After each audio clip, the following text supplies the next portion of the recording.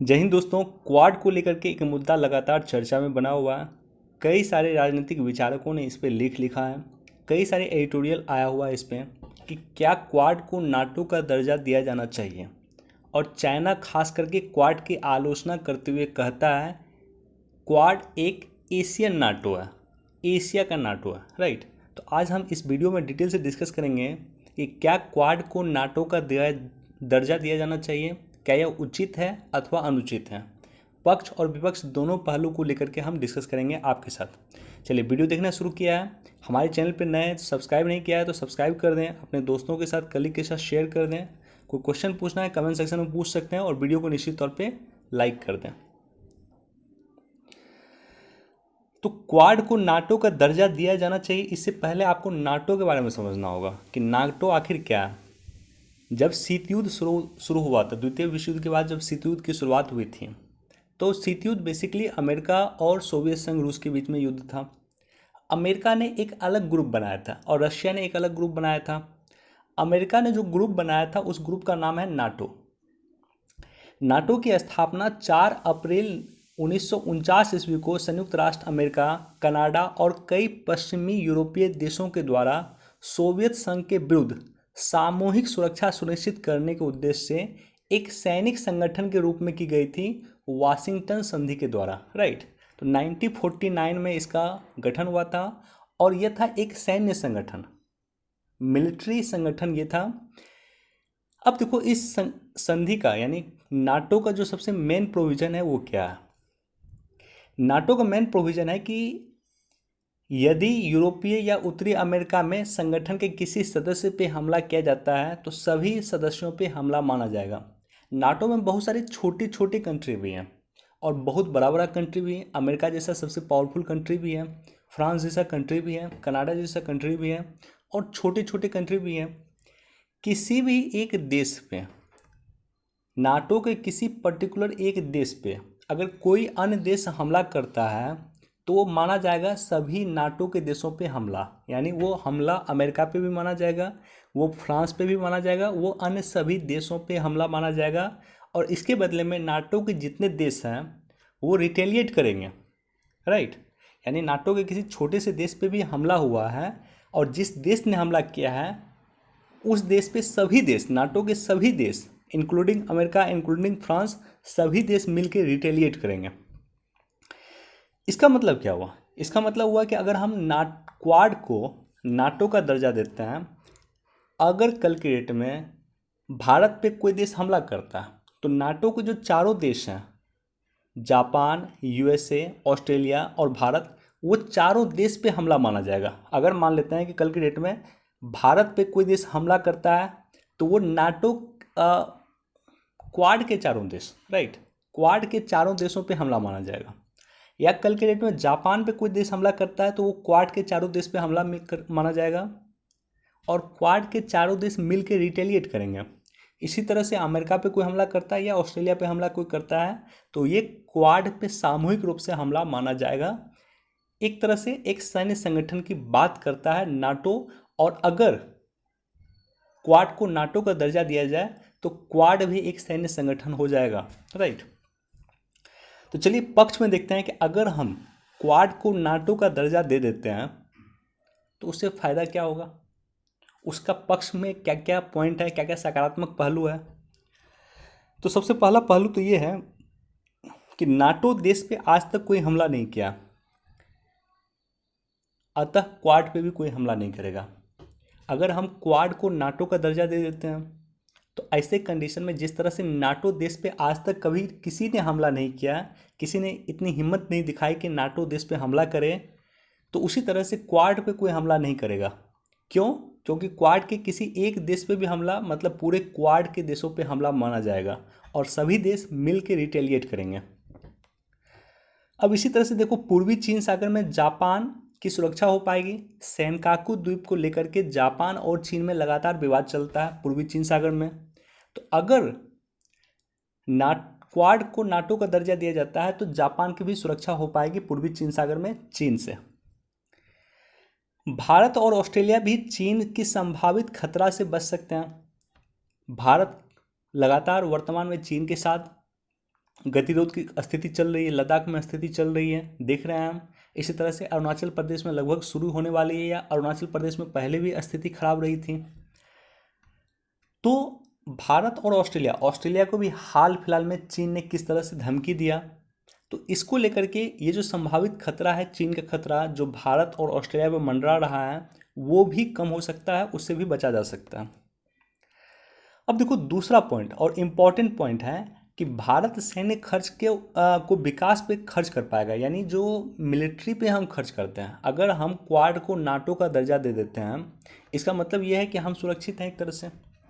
इसका मतलब यह है कि जो हम मिलिट्री पे खर्च करते हैं वो खर्च को हम रोक सकते हैं, और उस खर्च को कहाँ पे खर्च कर सकते हैं, तो उसको विकास के कार्यों पे खर्च कर सकते हैं, शिक्षा पे खर्च कर सकते हैं, एजुकेशन पे खर्च कर सकते हैं, इंफ्रास्ट्रक्चर पे खर्च कर सकते हैं, अन्य कई चीज़ों पे खर्च कर सकते हैं, राइट। तो हमारा जो मिलिट्री खर्चा है वो रुक सकता है।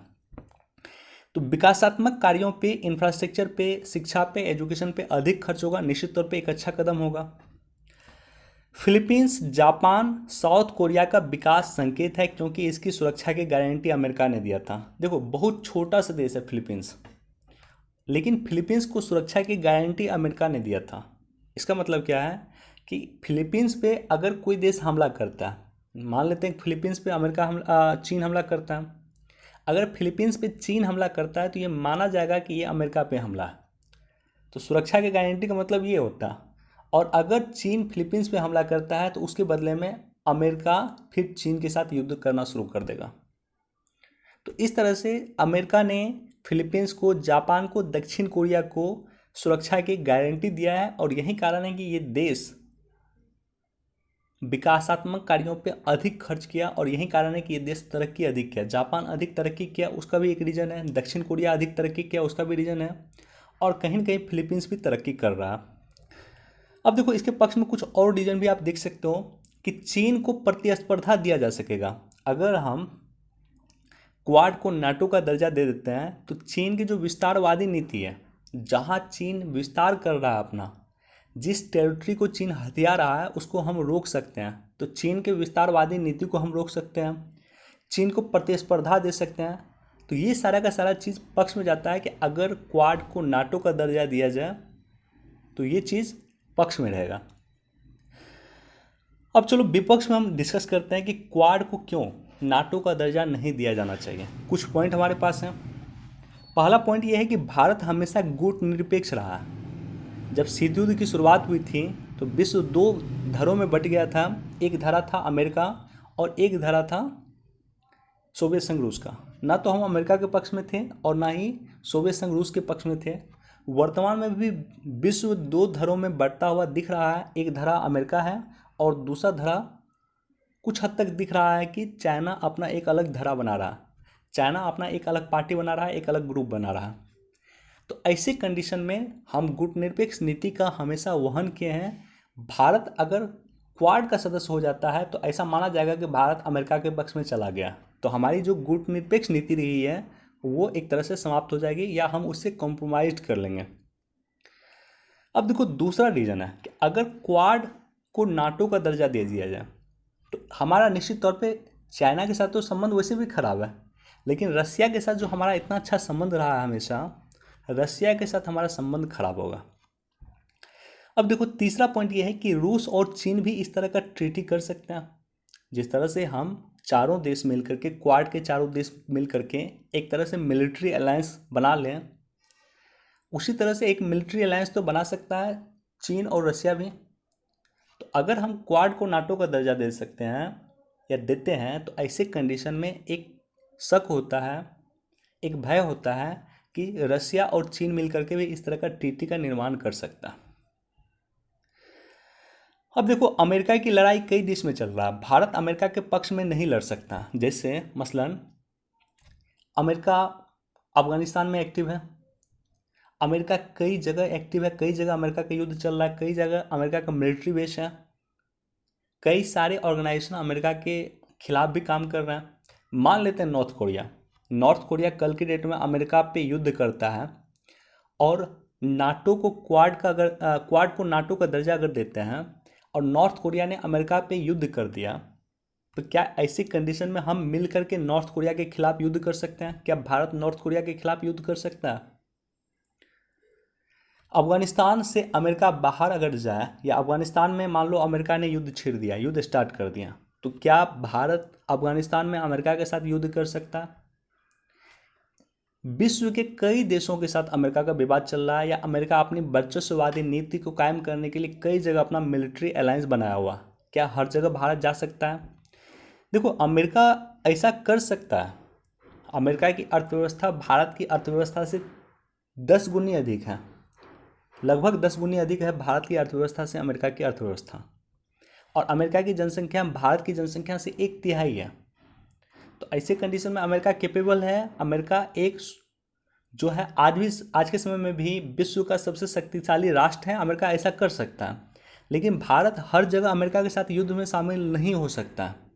तो इसकी क्वाड को नाटो का दर्जा नहीं दिया जाना चाहिए। इसके पक्ष में इस पॉइंट को भी रखा जा सकता है कि अमेरिका की हर एक लड़ाई में भारत शामिल नहीं हो सकता। और सबसे इम्पॉर्टेंट बात कि अमेरिका पे अब भरोसा नहीं किया जा सकता। क्यों? क्योंकि पाकिस्तान को देखो, पाकिस्तान का क्या कंडीशन किया अमेरिका ने।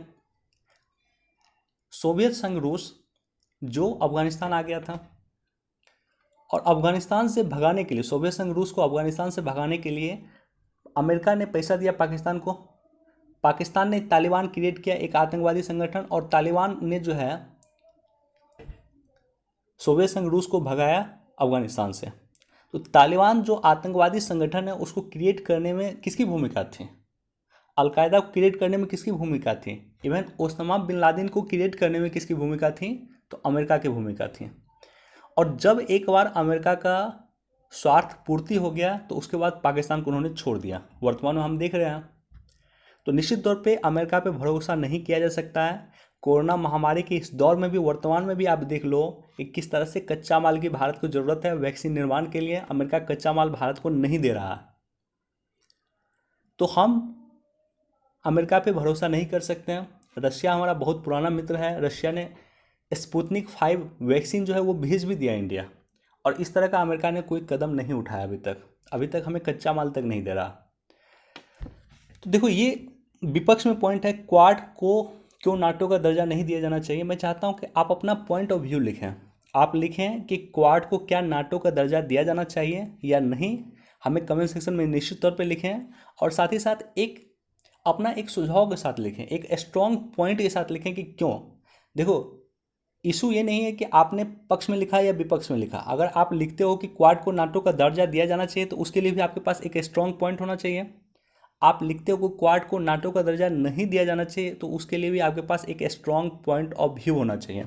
तो हमें कमेंट सेक्शन में लिखें, और साथ ही साथ अपना पॉइंट ऑफ व्यू भी लिखें कि क्यों क्वाड को नाटो का दर्जा दिया जाना चाहिए अथवा नहीं दिया जाना चाहिए। इस पर आपका क्या ओपिनियन है। चलिए, वीडियो देखने के लिए धन्यवाद। Thank you so much.